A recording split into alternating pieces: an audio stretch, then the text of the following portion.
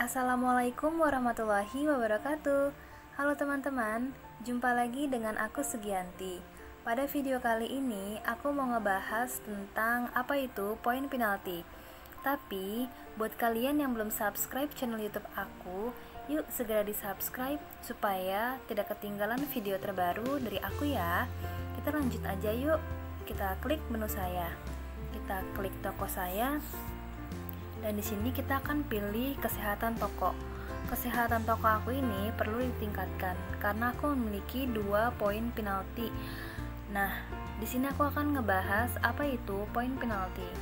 Poin penalti adalah bentuk pelanggaran yang Shopee berikan untuk seller.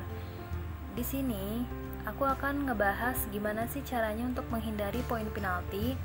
Terus gimana sih caranya mengatasi untuk tidak mengulangi terjadinya poin penalti. Terus apa sih dampaknya ketika toko kita terkena poin penalti? Di sini aku akan bahas satu persatu. Yang pertama, gimana caranya supaya kita terhindar dari poin penalti? Pertama, kita enggak melakukan produk yang dilarang ya. Produk yang dilarang Shopee ini ada banyak sih ya. Di sini aku akan mempersingkat penjelasan. Yang pertama, produk yang dilarang itu yang mengandung imitasi atau produk KW, dan produk yang melanggar kekayaan intelektual, terus produk yang tidak relevan atau spam produk, terus juga produk yang melanggar lainnya seperti menaikkan harga jual lalu setelah itu didiskon, itu juga nggak boleh teman-teman. Lanjut kita ke produk pre-order. Produk pre-order ini maksimal di toko kita itu 20% ya teman-teman, jadi nggak boleh berlebihan. Di sini aku kebetulan 2,81%, jadi masih aman. Dan di sini produk yang tidak terselesaikan. Jangan sampai kita memiliki produk yang tidak terselesaikan, yaitu berlebihan ya. Misalnya kita dalam pengemasannya itu cukup lama, terus juga untuk pengirimannya juga lama. Jangan sampai itu terjadi ya teman-teman. Perlu diperhatikan lagi untuk pelayanan pembeli seperti presentasi chat dibalas. Di sini target 70%. Jadi kalian sebisa mungkin punya toko juga harus merespon chat pembeli dengan baik, dengan ramah, dengan secepat mungkin. Dan untuk kepuasan pembeli atau keseluruhan penilaian atau ulasan, di sini targetnya 4,5. Jadi kalian juga harus diperhatikan ya untuk target-targetnya sendiri. Nah, gimana sih cara mengatasinya supaya kita nggak kena poin penalti?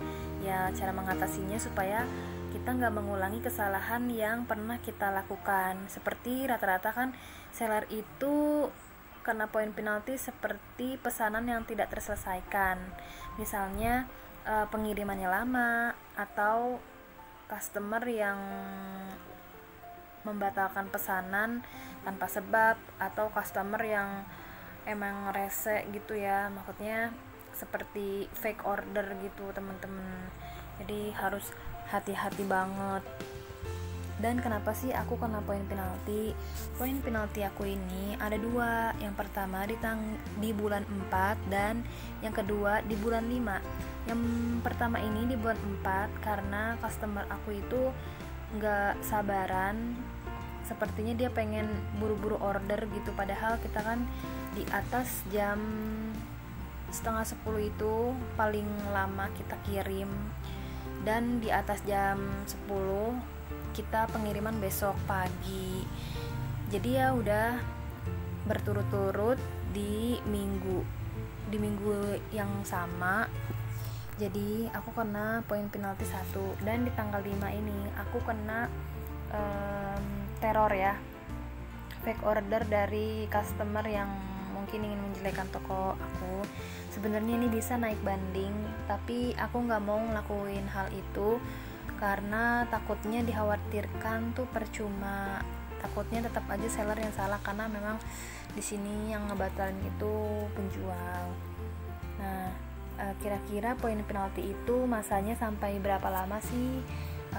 Masa kita kena poin penalti itu selama 3 bulan, dan apa sih dampaknya bagi seller gitu ya kan. Dampaknya itu yang pertama, menurunnya tingkat pesanan itu udah pasti banget karena memang aku ngerasain.